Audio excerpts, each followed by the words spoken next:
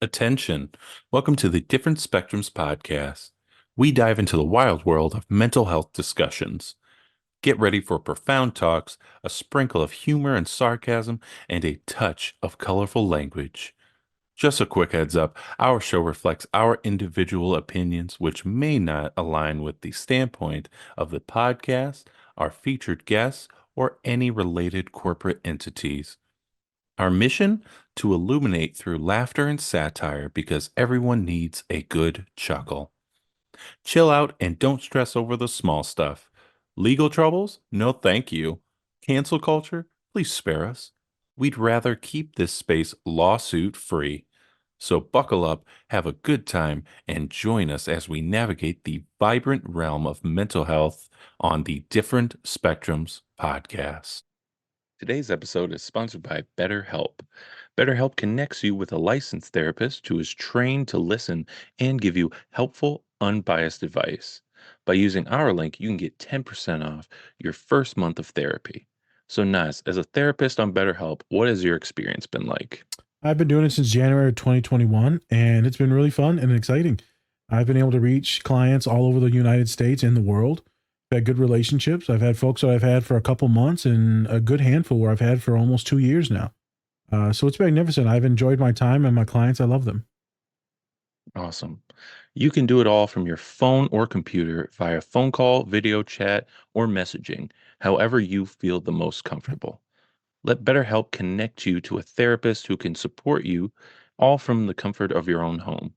Visit betterhelp.com/DSP or choose Different Spectrums podcast during sign up and enjoy a special discount on your first month.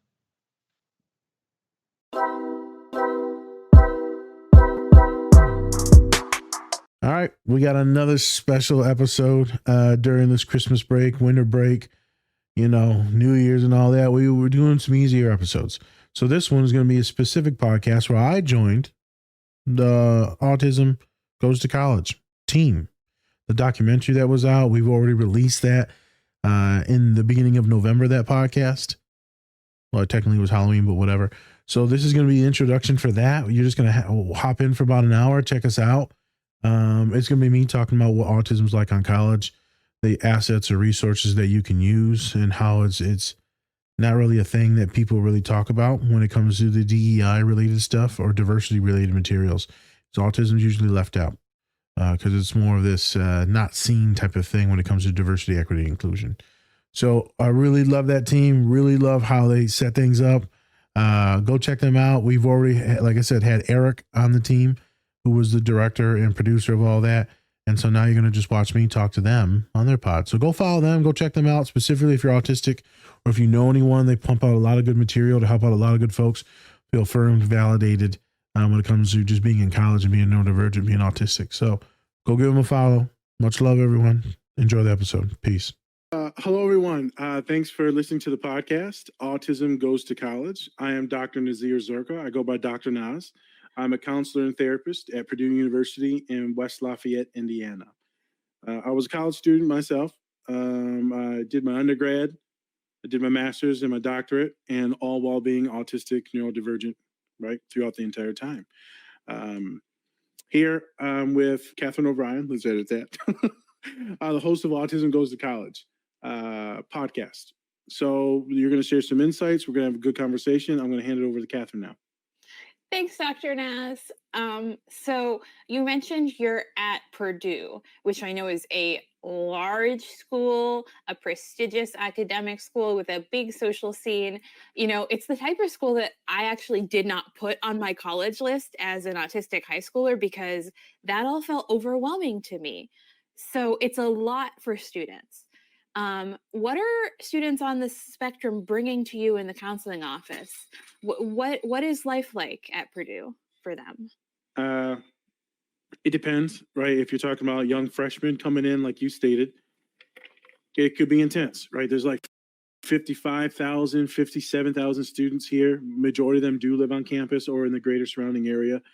It's a lot. The change is a lot being a freshman, right? Transitioning, homesickness, anxiety, all the social situations, right? This is one of the top engineering schools in America, let alone the world. So there's a lot of pressure as well that students are bringing. I was the smartest. Now I'm like middle of the pack, maybe less than in the pack. And now since I'm not functioning that well because of all these other things that are going on, maybe I'm even below the pack. Now I'm freaking out. Now I'm melting down.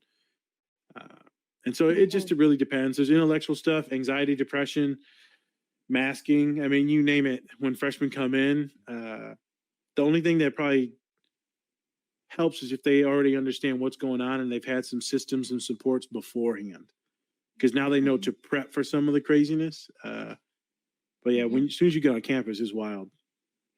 Yeah, and is it nonstop in the fall? Does it ramp up closer to finals? It does sound like it can be a challenging adjustment for first years.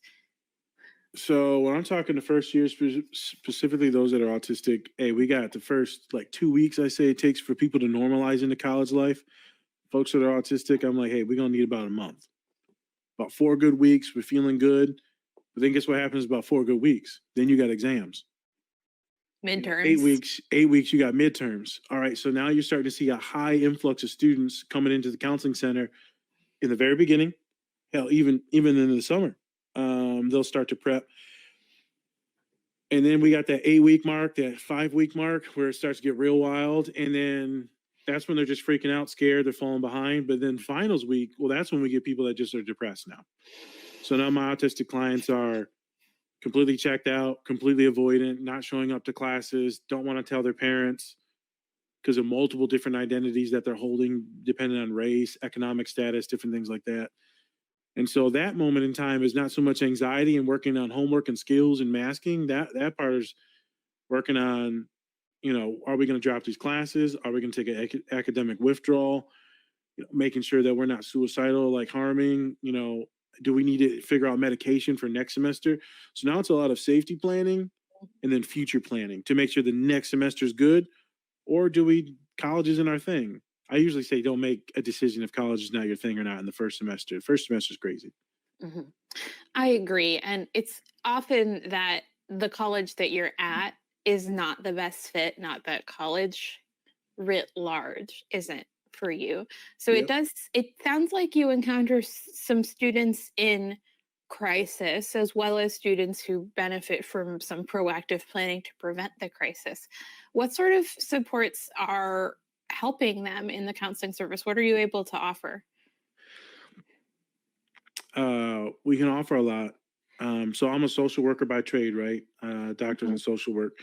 And so compared to psychologists where they're just doing the one-on-one therapy, I'm taking the entire background of that person and trying to set them up. So I did Holistically. holistically and making connections. Like I'll pick up the phone call and call some people for you now. Mhm. Mhm. So I need to see, do I need to make a phone call to get us to talk to a doctor? Maybe you're not good at making phone calls. Maybe you're not good at writing emails. Do I need to show you on how to use voice to text in Google or Dragon on campus? It's called the program. Uh, Mhm. do I need to show you how to input that into ChatGPT to help you write your email so you can just send it without anxiety? Or maybe you have dyslexia like me. Do I need to Mm. set you up with disability services on campus to get you extended times? Maybe work on some absences. Yeah. Maybe we need a quiet testing center like I just sent a boy to the other day. Like it depends. As a social worker, you're trying to figure out what you need. But the biggest thing is making sure that they got the resources that they need, which is a million different things on campus when it comes to accountability, clubs, like friendship.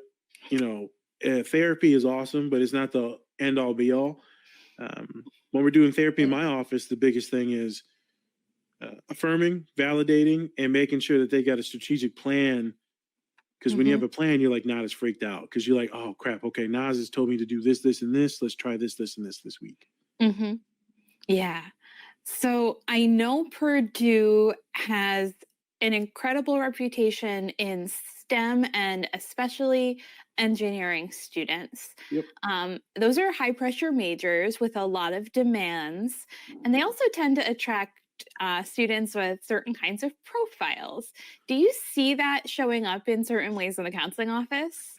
Yeah. So as we know, right, folks on the spectrum, we have higher rates of mental health issues. We also have higher rates of a bunch of death, bunch of other comorbidities. Hmm. Um, and so you've seen these engineering kids. And we just recently hired some folks who work specifically with engineering kids because the mental health issues are such a big thing. But computer Mm. science, you're going to see it in cybersecurity. You're going to see it in, right? Where you're Mhm. going to see is a lot of these neurodivergent kids. A lot of them are going to identify as being autistic. Some of them won't obviously know because their whole family's kind of coded that way, so they think it's normal. Mhm. And then they meet a counselor like me, and I'm like, oh, something's different in the sauce here. Uh, Hey, when you're normal? Is it everybody else's normal, friend? I was like, yeah, what's going on here? Because they're like, why can't I? Why doesn't my executive functioning work? I'm like, because there's something getting in the way, kid. Your neurology. Mhm. But you see a high rate of our people in there because some of our brains really love it. The systems, mathematics, everything's very literal, right? You get an input, you put in an input, you get an output. Um, some of my Yeah. students love it. It's not a very social thing, the engineering stuff, so you can run away and hide and get invested in your computer. And and I always like the preference, that's just one Mhm. version of right being autistic. I got a bunch of others that love education, that love art, that love history. Um, Poetry. Yeah. I got a It's client that just sent me poetry last night. I'm like, mm. love poetry, but Mhm. man, it's so hard for me to read it and all the metaphors in it. I'm like, damn Yeah. it, just send me the journal. Mhm. I'm sorry to Mhm. swear. No, I understand. I I like poetry, but it's hard for me to unpack too. It takes a second to unpack it. Yeah, yeah, yeah. But Mhm. wide dysphoria, not dysphoria, wide autism, not a monolith. And so you got Mhm. so many students, so many of these programs, and folks will think, well, Nas, you think everyone's autistic. That's not true. But the folks that are coming in our office are highly deregulated, overstimulated, anxious, suicidal, harming. And so you're going to see a higher population of our folks that are autistic and in engineering and all these things, non binary, right, trans identities. Mhm. You're going to see it in our offices. And so we are seeing a higher clip of autism because we suffer more mental health issues and crises. And it's been Mhm. really hard trying to reprogram some of my colleagues to understand that. Mm. Been interesting. Yeah. Yeah, whereas you understand it very naturally, I'm assuming as an autistic counselor yourself. So I'm guessing people listening to this, hearing you talk about your work and the supports and connections that you're able to make for students, are wishing there was a Dr. Naz for them at their school. Do does the student counseling service or the student support office advertise that there are neurodivergent specialists on staff? How do students connect with you? So yes and no. We do have some groups that are specifically for autistic folks that are run group therapy. Um, but if you request, so it's not really advertised a ton, but it is on the website. If you go to the website, I don't run the group anymore right now. Right, one of my colleagues runs it. That's also autistic, which is magnificent. Oh, fab. Um, I run a graduate group, and Mm. so the graduate groups are all everything's advertised. But the thing is, a lot of Mhm. graduate groups going to be PhD kids. A lot of PhD kids going to be autistic or neurodivergent. To run Bingo. to run a PhD group is to run a neurodivergent group, which is magnificent. So advertise not a ton, but here's the thing though: when you call in, you're going to get an ask about identities, race, sexuality, gender, all of it, right? Mhm. And they'll ask, well, hey, do you have any preference for what you were looking for to work on? Is it ADHD stuff, autism stuff? Is it stress stuff, eating disorder stuff, right? And if they say certain things that sounds like ADHD or autism, or social skills, right? Some Mhm. type of dysphoria, they're gonna push the kid towards me. Mhm. Um, so they're gonna be like, hey, Nas is awesome, blah, blah, blah. This is his credentials. And then the Mhm. kid says yes or no.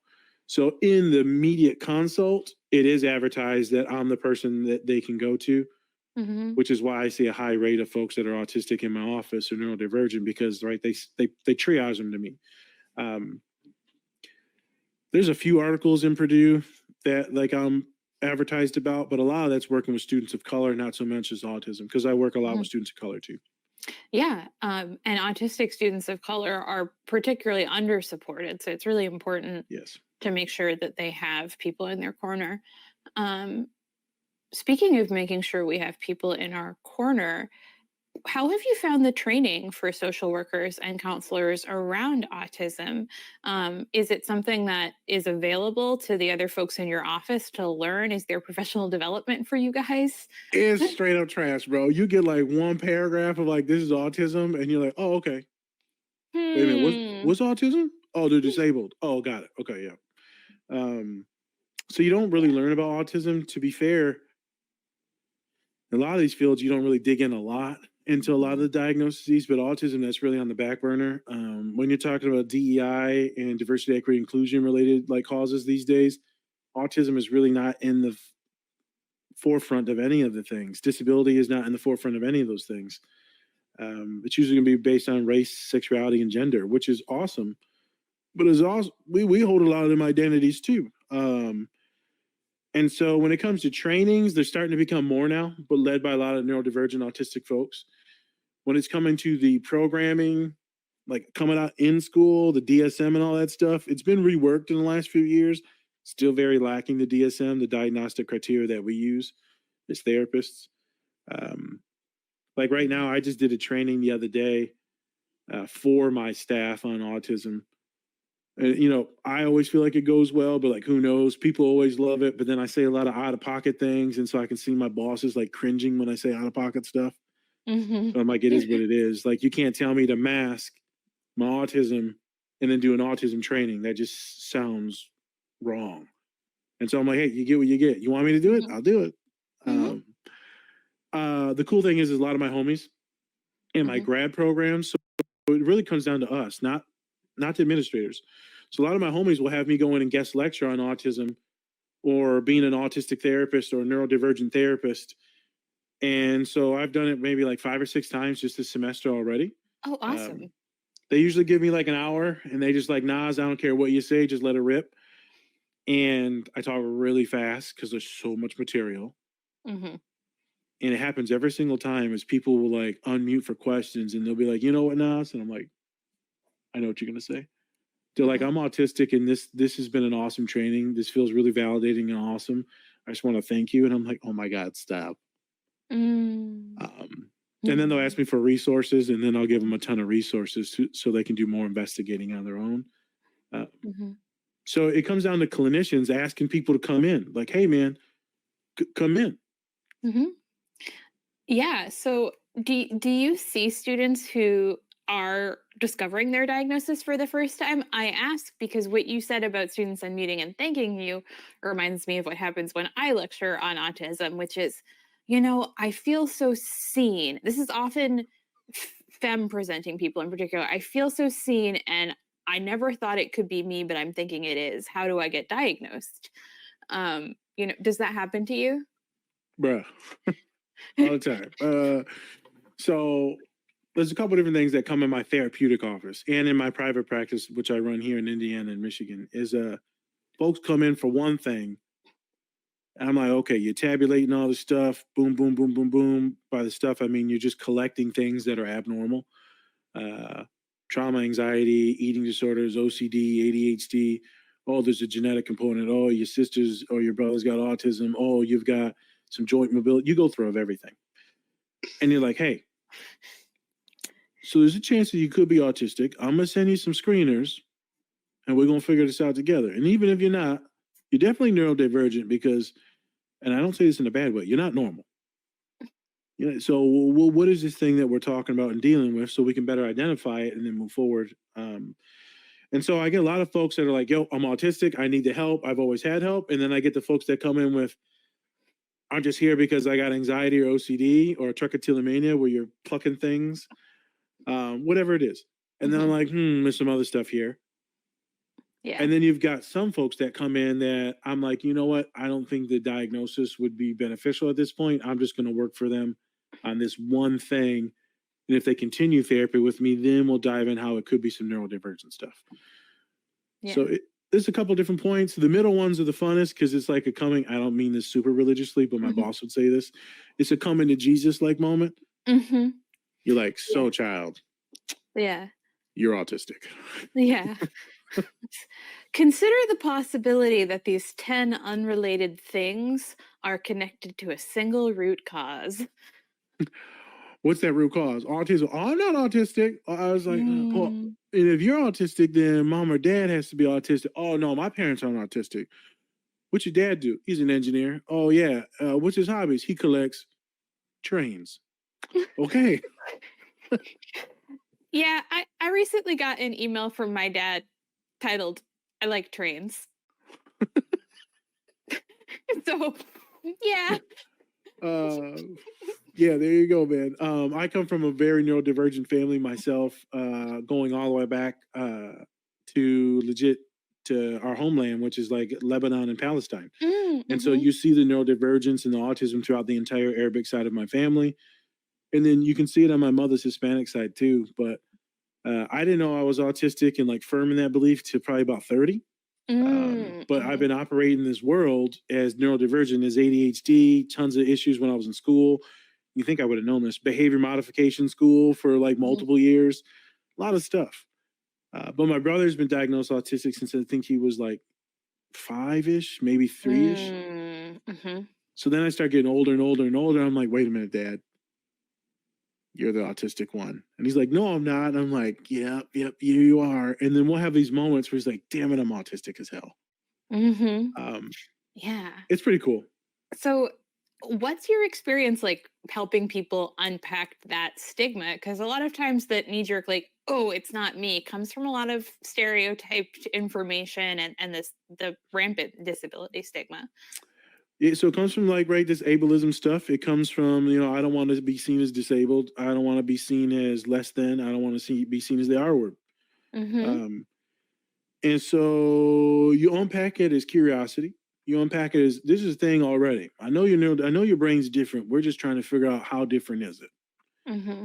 So you come at it with like love, but also fun. So I'm a quirky kind of weird. And I'm like, well, I can't have autism because of this, this, and this. And I'm like, hey, I'm sitting right in front of you, autistic as hell, with a doctorate, and I can talk good and all this stuff, right? So Mm-hmm. I don't want to get in if it's disabling or not disabling, but because Yeah, there's I a lot of know. disabling stuff for me, but there's also I'm not like disabled where I can't executive function on anything.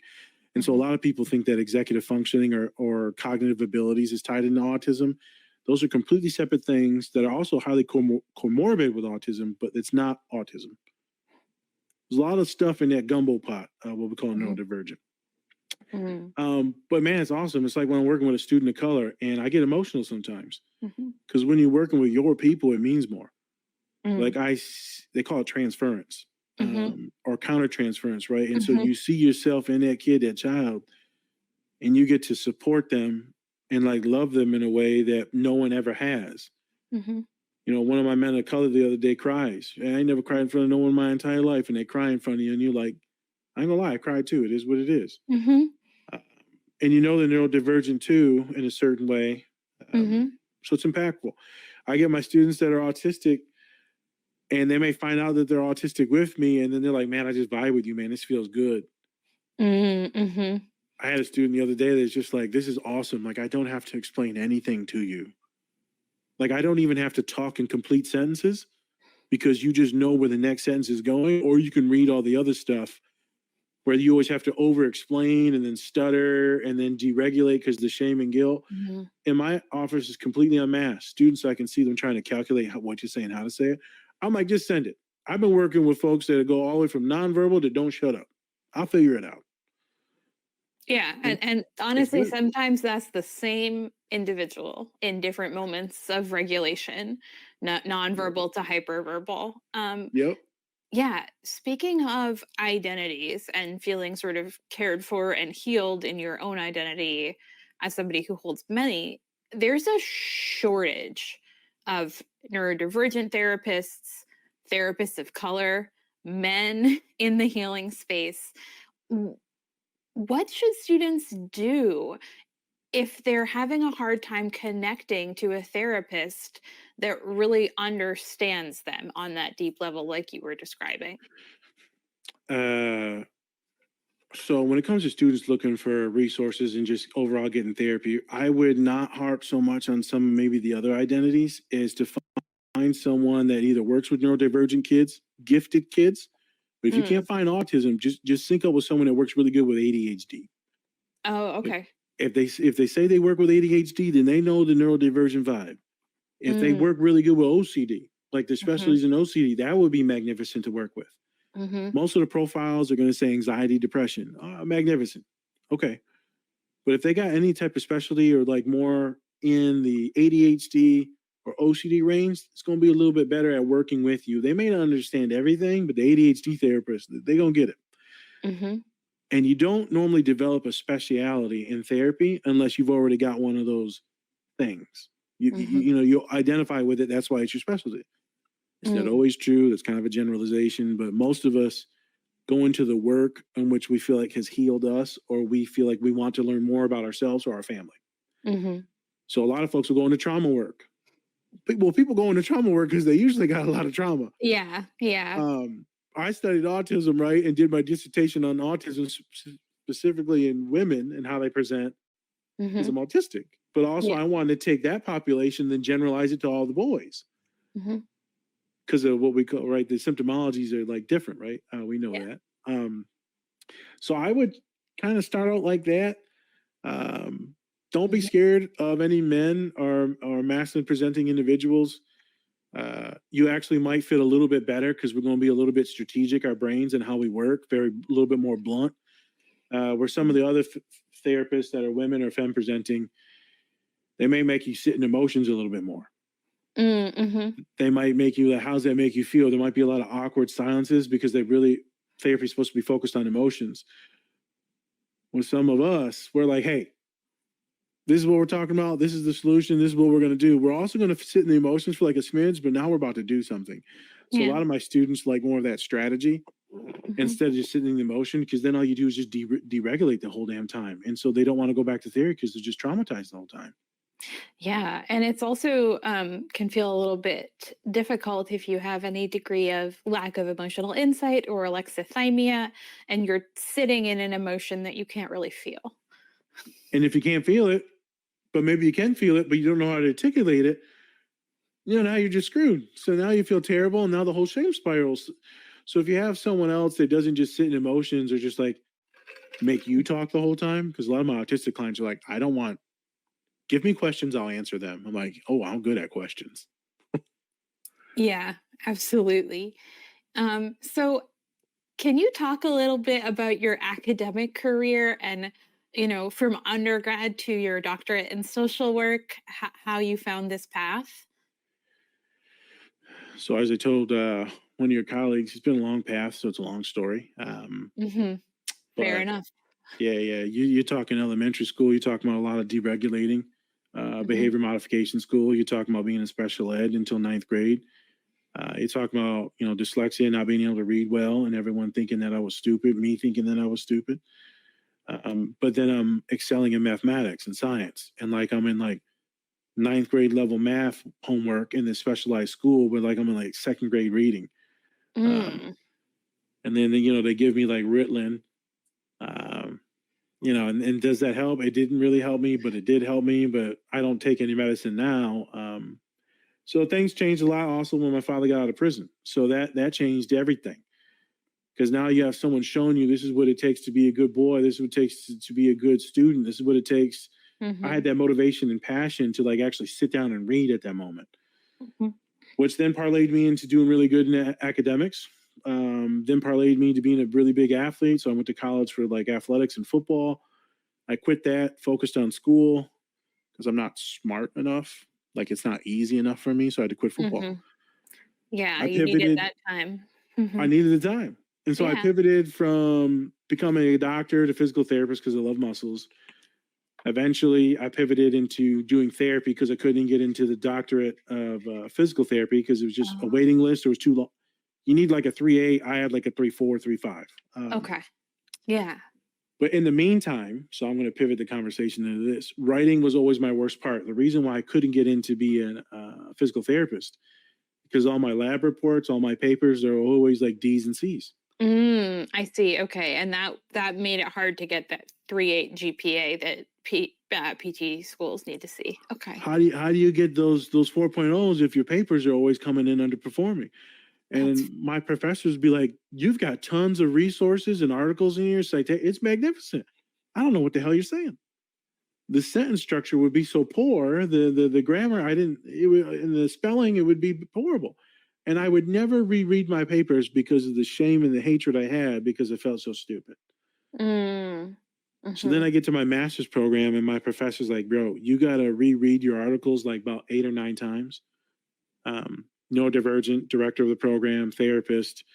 And I always like to mention he's out of Flint, Michigan, which is my dad's hometown. And he was also a recovering addict. And so he's like, dude, I get it. This shit is hard. Sorry to swear. No, it's fine. This shit is hard. It's hard. And he said, I need you to rewrite. And so I would reread my articles, my papers, 10 page, 15 page, 20 page things 9 times. And it would take hours and hours and hours and hours. But eventually they got it good enough where I was getting A's on these things. Instead of the first semester in my master's program, they told me to drop out. Oh. And with my mentor, I loved her. She gave me a big old hug and kiss on the cheek when I graduated. She's like, now you got a choice. You either use the resources that are available to you or you need to drop out. And so I went to the writing center, didn't really like that, but I learned from my professor, you just got to keep rereading. And you wait a couple days, then you reread it, and you can start to catch all these errors. I started doing good. I decided to do a doctorate. They made me buy the Grammarly program. So shout out to Grammarly for helping me with my writing. It's not that expensive, but it is expensive. But my God, that helps so much in my doctorate program. I can talk really well. I can intellectualize better than almost any individual based on all the computer science I got going on in here, lived experience, books that I've read. But typing it is almost impossible. Texting my friends is impossible. They never know what the hell I'm saying. So now I use voice to text for everything. And these dang Samsung cell phones, they got an AI thing on it now where you can click it and it'll reformat it for you like ChatGPT. It'll clean it up. It's awesome. Yeah, there's a lot more options for writing support than there were, 10, 15 years ago, which is really helpful. Like, I mean, really helpful. My English teacher would make me read aloud my writing to myself because I also resisted any proofreading. Like, I didn't want to go back into it. I didn't want to look at it. I was ashamed of it. But yeah, she made me read stuff aloud. Here's an interesting thing is reading it out loud did help. Reading, there's a small percentage of people that are going to get this when I say it. I can't read fast. So if I read fast, it gets all jumbled. The ADHD kicks in. I don't know what the heck I read for the last 3 pages. But if I slow down and I read louder, my voice is louder in my brain. So the narrator that's reading is louder in my brain. Then for some reason I can read everything and retain everything. And then it all makes sense and I can rewrite or I can comprehend. I had to slow down, increase the volume in my brain of which I was reading. And then it was magnificent. Then everything clicked. That was in my master's program. I figured that out. Because I couldn't read, I've never actually read a full book until I was a graduate student at like 22 years old. Never read a full book until 22. And then I went on a hyper-focused binge of like hundreds of books after that. Because I was like, I'm not stupid. I can read. I can do this now. Let's go. Yeah. My first book is All the Light We Cannot See, Pulitzer Prize winner. Some of it's in French. I was like, of course I picked the hardest damn book to read. Yeah. So in college and in graduate school, did you seek accommodations? Have you used that experience to inform your work with students? So I never saw accommodations because I didn't know that they were afforded. I didn't know that all schools had them. So how can I seek something I didn't know existed? Okay.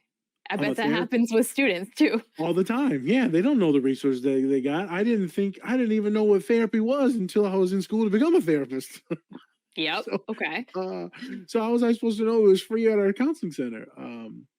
At our old school, like a couple years before mine, they actually mandated that every therapist use the school therapy center at least twice to understand how it felt. Oh, interesting. Okay. Yeah. I thought that was a magnificent thing. I was kind of sad that they did away with that. And then, of course, some kids sued. And so they did away with it. But it informs my practice now because I tell students resources all the time. I work with a lot of students of color and none of them know the resources. And the only reason why they do is because I specifically put myself in those spaces to talk to my people. I'm like, hey man, they got therapists, we got resources, I can talk to you and help you. So once a week I'm in the cultural center just hanging out, kicking it with students. And since I'm kicking it with a lot of my students of color, I go to their outings and their events, and their Greek life is a little bit different. The Latino fraternities, sororities, a little bit different. Mm-hmm. But no one ever knows the services. Right now, a lot of the mostly white frats are having me come in. And it's magnificent because none of these boys even knew what mental health was or what anxiety, depression is. And I just do a little talk, and then I get a mass email from the boys like, hey, I need to talk to you. Or like, hey, I've been autistic because I always announce that I'm autistic. Because that way it's less, they got less ableism in their brain when they think about autism. Yep. And they're like, hey, man, I've been dealing with this for years, and I would love to sit down and talk to you. I'm like, let's do it. So now I promote a lot of things. And I normalize a lot of things, right? Even me getting the degree back in my family and hometown helps normalize a lot of mental health related stuff, right? Mental health is really not a topic. And now you've got someone in the family who is a mental health practitioner, a healer, putting attention on this. What do you think drives the lack of awareness for certain students that these services even exist? Are there structural inequities driving the lack of awareness? What's going on there?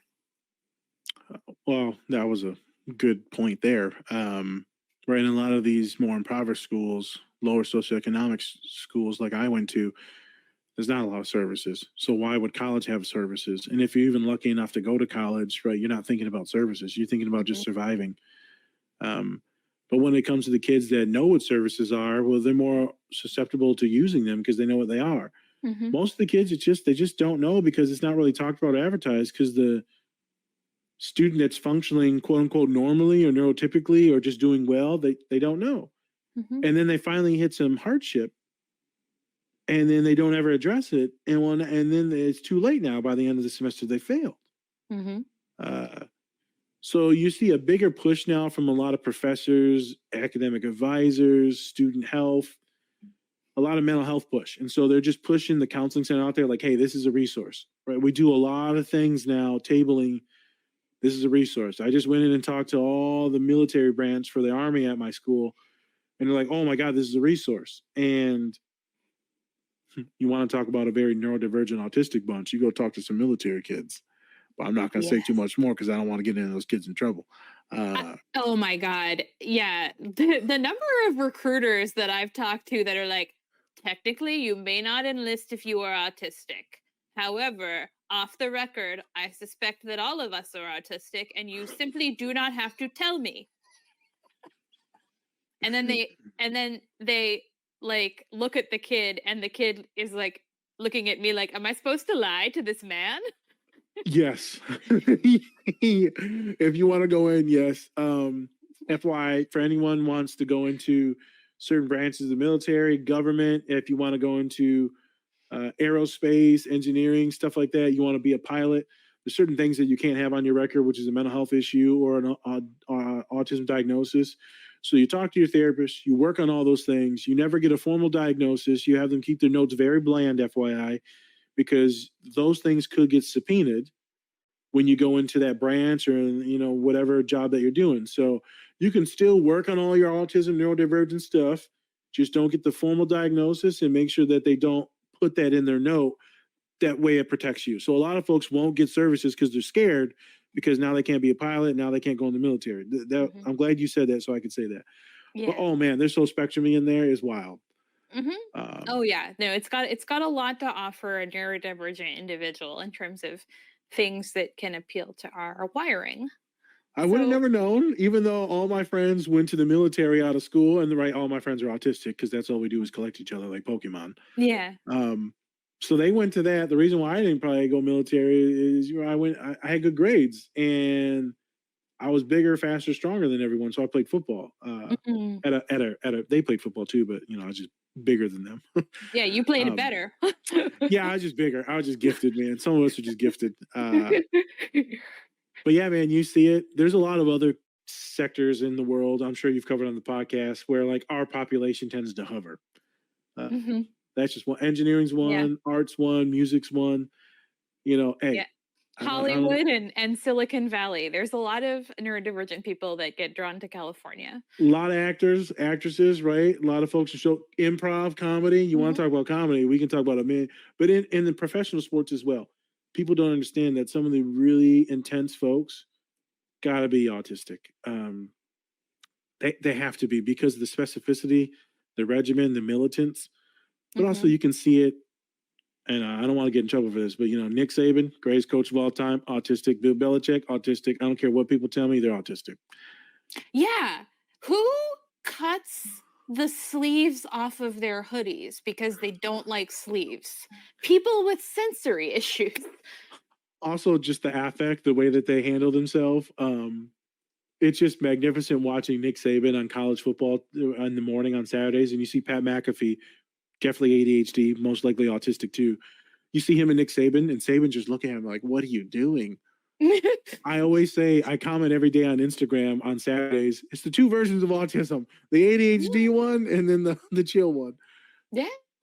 Uh, but Kawhi Leonard, definitely autistic. They make fun of him. NBA champion. They call him the robot and the cyborg. And I think it's very shameful the way they do it, but they're making fun of him. He's branded it as a cyborg, but there's a lot of folks that are autistic and they just don't know it. I've worked with some magnificent athletes. And I'm like, hey, I think you're autistic, brother. And like the coaching staff were like, oh, of course he is. I'm like, why haven't any of you told him? Because they feel like it's not their place. And then as soon as he tells the team, everyone's like, yeah, dude, we knew. But my kid was feeling like an alien his entire college collegiate career and wondering why he couldn't people right. And this is like an all-American athlete too. Um, it's just interesting on how we see autism. Yeah. I don't know. I pivoted. I forgot the question. I'm sorry. Oh no, it's fine. We were Vibing. talking about accommodations and also vibing. Yeah, my research is actually on relationships between neurodivergent people and how and why we collect each other and whether diagnosis helps you collect each other. Yes. So yeah, I totally agree. We collect each other. Yeah. Circling back to the students who are listening to this podcast, what do you have as tips for them about accommodations? Like what is most popular, what is most underrated yet awesome? Accommodation tips for current students. The biggest thing is I do need you to talk to the access services or disability services, and you need to sign up and you need to just talk to them. Just talk to them. So whether that's extended time, the testing center, whether that's note takers that are given to you, the note taker one is highly underrated, Mm-hmm. right? So there's usually a kiddo in there that's designated as the note taker, then they send those notes out, or they give you the lectures recorded automatically because not everyone gets those. Or they're going to give you like this pen that's a highlighter and it'll highlight things in the notes and then it'll upload it to the cloud and then you've got them as notes. Mm-hmm. So do that. If there's any accountability groups in the Student Success Center or the Academic Success Center, talk to those coaches. Talk to them over there, the academic coaches. They can work with you on a couple things when it comes to your schooling, focus, attention, executive functioning. But also there could be some programming for like socializing, social skills, first year freshmen, right? Homesickness. Mm-hmm. The next thing is you got to be an advocate. You got to learn to be, and it's hard. You got to self advocate. And if you're privileged and blessed enough to have insurance, Mm-hmm. then get a therapist that you meet weekly and it's routine. If not, then use the therapy at the counseling center. But remember, it's going to be probably every other week at a big school, every other week, every 3 weeks at a smaller school, maybe every week for a short time though. Yeah. Those are some of the services.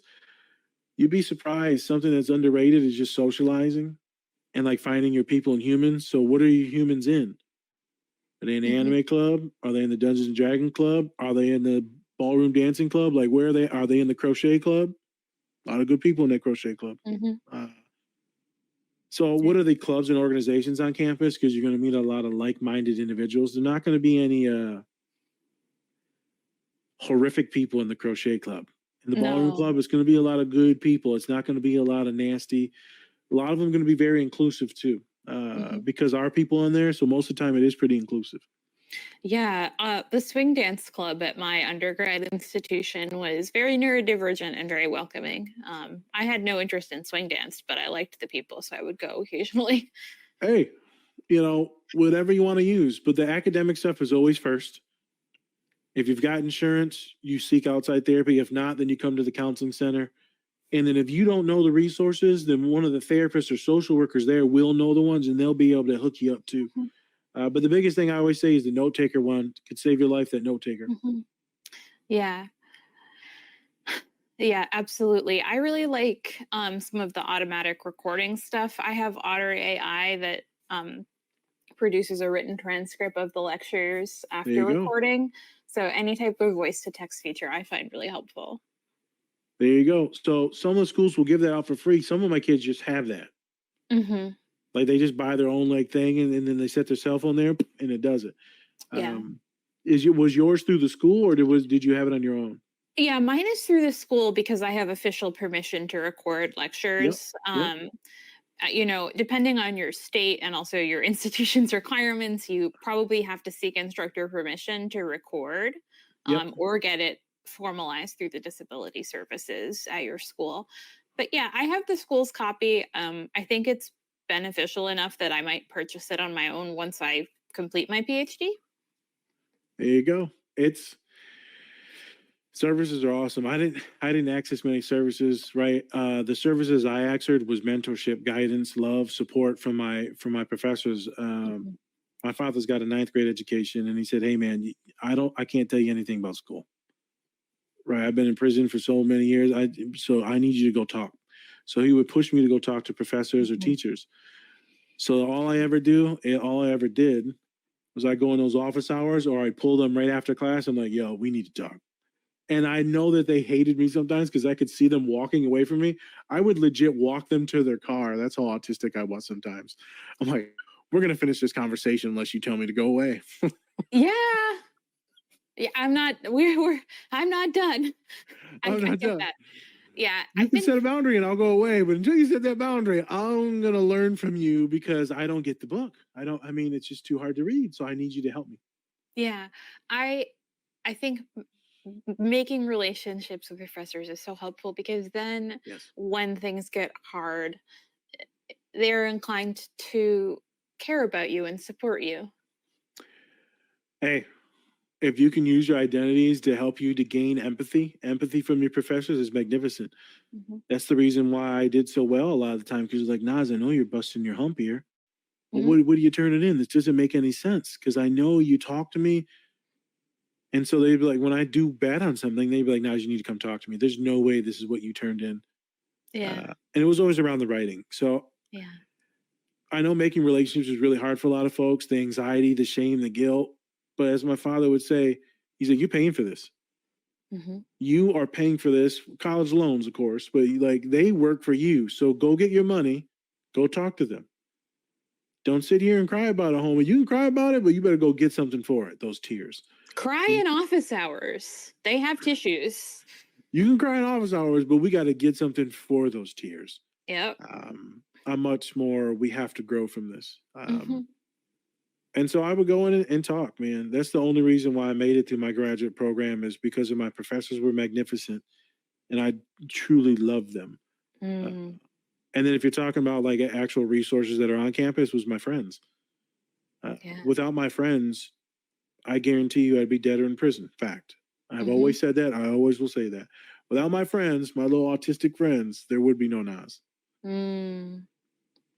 Yeah. Thank you to our people for having Yep. our back. Yep. Yeah. Well, Dr. Nas, this has been an amazing conversation. Thank you. Thank you so much. You're welcome. I always love talking about our people, man, especially with our people. It feels much Yeah. better. Yeah, that's what this show's all about. Yeah, with our people. We got the our podcast. That's how we kind of got connected to y'all. Mhm. Mhm. Um, because they showed the movie. They Yeah. showed the Autism Goes to College in our counseling center, and then I was like, "What is this?" And I was like, So I went and looked it up. I found the director. Right, I emailed him, and Mhm. I was like, "We got to talk, brother." Uh, Yeah. Yeah. he emailed back almost instantly. I was like, "Oh my god." Yep. Yep. Eric's great. Eric's awesome. So we set something up and we had a magnificent conversation on our podcast. And so thank you for Yeah. having me on. I'm really glad that they showed the documentary on our campus. Yeah. And I'm I'm glad I reached glad. out to Eric. I'm so glad you did too.